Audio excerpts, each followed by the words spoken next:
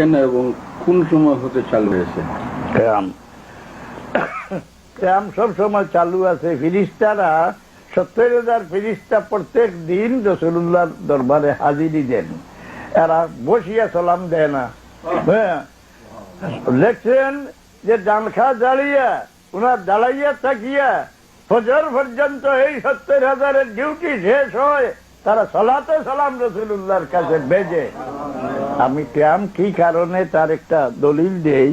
আল্লামা কাসতালানী বুখারী শরীফের সরা যিনি লিখতেন, রাসূলুল্লাহর যে মন বিগলা হইলে এই সমস্ত দেখতেই আপনারা পরীক্ষা করে নেন যে রাসূলুল্লাহর তারিফ আপনি করলে যে ব্যক্তির চেহারার মাঝে একটা উজ্জ্বলতা আসবে, খুশির ভাব আসবে, আপনি বুঝেন যে এর ভিতরে ঈমান আছে। আর যার চেহারাটা মলিন হয়ে যাবে আপনি বুঝেন যে এর ভিতরে মুনাফিকের বেমার আছে। না, রাসূলুল্লাহর তারিফ শুনলে লন্ডন একজন আলিম আসলা, পাকিস্তানি আলিমের মধ্যে সবচেয়ে বড়, উনি মৌলানা আব্দুল ওয়াহাব সাহেব। তো উনি बोलते যে मैं जब किसी बंगाली से मुलाकात होती है तो मैं पहले उनको जांच कर लेता हूँ, उनसे पूछता, आपके हाल पुरसी करता हूँ, जिनके चेहरा में बशारत देखता हूँ समझता हूँ ये सब सुन्नी है। আবার जिसका चेहरा আপনার আলোচনা যার মনটা দেখি খুশ হয় এ বুঝি সুন্নি, আর দেখুন মন বেজারে আমি বুঝি গুহাবি। রাসূলুল্লাহর তারিফ করলে এই মজলিসে আপনি দুরূদ শরীফ পড়েন। যে মজলিসে দুরূদ নাই এই মজলিস আল্লাহ লানতের মজলিস, রহমতের মজলিস নাই। কারণ রাসূলুল্লাহ বলছেন যায়িনু মাজালিসাকুম বিসসালাতি আলাই, তোমরা যে কোনো মজলিসে বউ আমার জন্য দুরূদ পড়িয়া তোমাদের মজলিসের রূহ প্রস্তুত করিয়া, হ্যাঁ না। এবং দুরূদ শরীফের মজলিসে উপস্থিত হওয়ার জন্য পৃথক ফেরেশতারা আল্লাহ প্রস্তুত রাখছে। যে কোনো জায়গায় দরুদ শরীফ পড়া হয় সেখানে এইগুলা ফেরেশতারা আইয়া শরীক হন। দাঁড়াইয়া কেন সালাম দেওয়া? বসে বসে সালাম দিলে কি হয় না? কি শুয়ে শুয়ে সালাম দিলে হয় না? না, আল্লামা কাসতালানী লিখছেন যে আবুল আহাব রাসূলুল্লাহর চরম শত্রু, যে যিনির উপর ধিক্কারের, তার ধিক্কারের জন্য একটা সূরা কোরআন শরীফে আল্লাহ নাযিল করছে, তাব্বাত ইয়াদা আবি লাহাবিন ওয়া তাব। হাদিস শরীফের মধ্যে এই ঘটনা আনছেন। এই ব্যক্তি মারা যাওয়ার পরে হযরত আব্বাস তাকে দেখলেন, স্বপ্নে দেখে জিজ্ঞাসা করলেন যে হে আবুল আহাব, তোমার সঙ্গে আল্লাহর কি ব্যবহার হইল?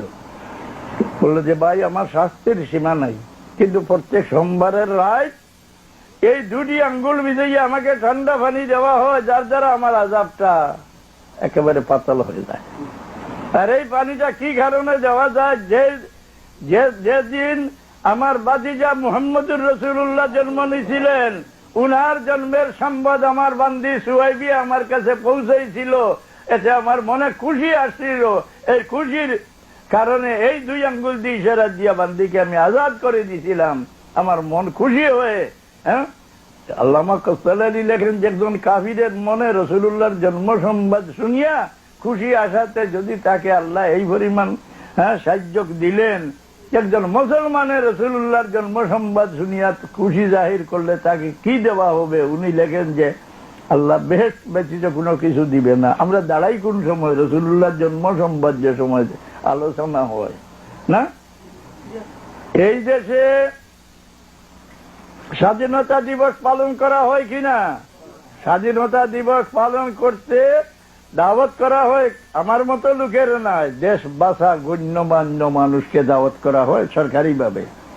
সব বসিয়া যখন স্বাধীনতার আলোচনা আসে, জাতীয় সঙ্গীতে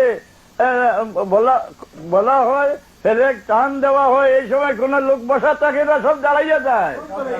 দাঁড়ায় কেন?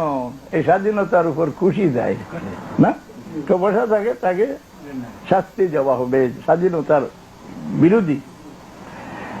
তৃতীয়ত, যে কোনো জিনিসের সামনে সম্মান করা যায় তার অপরক্ষ তার সম্মান করা লাগে। কাবা শরীফ সামনে হইলে সম্মান করি, আমরা কি অপরক্ষে কাবা শরীফের সম্মান করি না? সম্মান সামনে হইলে যার সম্মান করা যায় অপরক্ষ তার সম্মান করা লাগে। যদি রাসূলুল্লাহ এখানে হাজির হয়ে যান, কোন কাফির আসেনি বসে বসে সালাম দিব না, অপরক্ষে ওনাকে সালাম দিতে বসিয়ে সালাম দেওয়া, আদব না, দাঁড়াইয়া সালাম দেওয়া আদব। তবে কারো সম্মানার্থে কেউ দাঁড়াইতে পারে না, রে ওহাবি কিতাব দেখে না। মিশকাত শরীফের সরা মিরকাতের মধ্যে আপনারা কিতাবুল জানাইজ বার করলে দেখবেন, কোনো ব্যক্তি সম্মানের উপযুক্ত দেখলে তার সম্মানার্থে দাঁড়ানি মোস্তাহাব লিখতেন মোল্লা আলী খান। দাঁড়াইতে পারে না, তো আমরা দাঁড়াইয়া সালাম দেই কেন? ফিরিস্তারা রাসূলুল্লাহকে দাঁড়াইয়া সালাম দে। মাদারিজুন নবুয়তের মধ্যে শাহ আব্দুল হক মুহাদ্দিসে দেহলভী রাহমাতুল্লাহ আলাইহি লেখছেন যে রাসূলুল্লাহর ওফাতের তারিখে 3টা নতুন অর্ডিন্যান্স আল্লাহ জারি করেছিলেন। এক অর্ডিন্যান্স কে জিবরিল, তুমি আমার হাবিবের দরবারও বহুবার উপস্থিত হইছ, এই উপস্থিতি তোমার আমার হাবিবের জমিনের পিঠের শেষ উপস্থিতি। তোমাকে আমি সতর্ক করে দিতে আছি, যতক্ষণ আমার হাবিব তোমাকে বিদায় দিবেন না, তুমি আমার হাবিবকে ছাড়িয়ে আসিও না।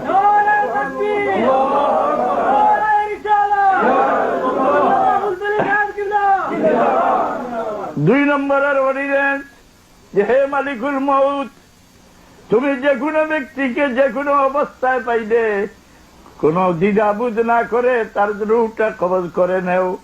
আজকে তোমাকে আমি সতর্ক করে দিতে আছি, আমার হাবিবের রূহ মোবারক কবজ করতে যাইতে আসো, তুমি সতর্ক থাকিও, আমার হাবিবের অনুমতি না লওয়া পর্যন্ত দরজার ভিতরে পাও ঢুকাইও না। দরজায় দাঁড়াইয়া ডাকে না আসলে বলতে মোহাম্মদ সাল্লাল্লাহু আলাইহি ওয়াসাল্লাম আমাকে অনুমতি দেও, ভিতরে আসি। হ্যাঁ, এই সময় রাসূলুল্লাহর জবান মোবারক খুলি গেল। রাসূলুল্লাহ বললেন যে গো মা ফাতেমা, দেখো দরজার থেকে দাঁড়াইয়া আছে। উনি ফাঁকে দিয়ে দেখিয়ে আইয়া বললেন কে ইয়া রাসূলুল্লাহ, একজন গাওয়ালি ব্যক্তি অনুমতি চাইতে আছে। রাসূলুল্লাহ সাল্লাল্লাহু আলাইহি সাল্লাম এই সংবাদ শুনিয়া দ্বারে চোখের পানি ভাসাই দেন এবং বলেন, মাগো ফাতেমা, এই গাওয়ালি ব্যক্তি না, এই ব্যক্তি তোমার বাবাকে, তোমাকে এতিম বানাইয়া তোমার বাবাকে নেওয়ার জন্য আছেন, উনি মালিকুল মউত, উনাকে তুমি অনুমতি দিয়া দেও। 3টি অর্ডিন্যান্স, আসমানের সব ফেরেশতাদের আল্লাহ অর্ডার দেন কে আসমানের ফেরেশতারা তোমরা সব দাঁড়াইয়া থাকো, আমার হাবিব আমার দরবারে উপস্থিত হইতে আছেন। মাদারিজুন নবুয়ত দেখছো নি, দাঁড়াইয়া থাকো। তো রাসূলুল্লাহর তারিফ শুনলে যার মন খসা হয়, মন বেজার হয়, দুরূদ পড়লে মুখটা বন্ধ করে বসে থাকে, এতে কি পরিচয় করা যায় না যে এই ব্যক্তির অন্তর রাসূলুল্লাহর দিয়া বিগলা?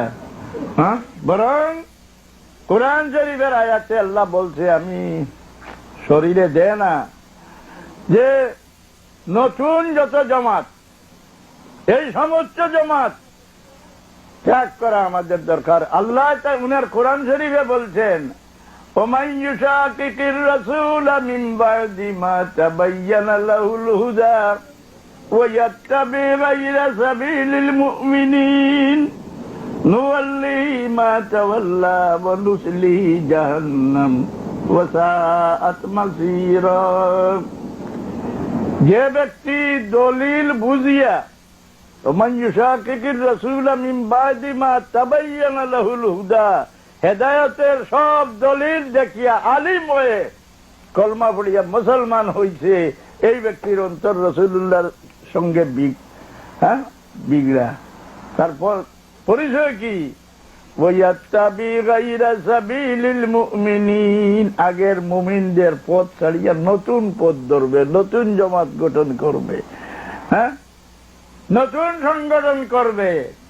এই পরিচয় আল্লাহ নবীর সঙ্গে উনার মন বিগড়া। কি আগের মুসলমানের লেজে ধরা থাকবো বলে? হ্যাঁ, তাআমুলিন নাসি হুজ্জাতুন ইয়াজিবুল আমালু বিহা, মুসলমানরা যেটা আমল করিয়া আসতেছে সেইটা আমাদের জন্য দলিল, সেইটার উপর আমল করা আমাদের জন্য ওয়াজিব। উসুলের কিতাবের এবার নতুন যে কোনো পথ বাইর হয়, আমি নতুন জমাতে যাই না, কারণ শেষ পর্যন্ত পরীক্ষা করলে দেখা যায় তাদের অন্তর আল্লাহ নবীর সঙ্গে মিলে না, তাদের অন্তরে আল্লাহ নবীর নিয়ে বিরোধ আছে, আল্লাহ নবীকে ভালোবাসে না।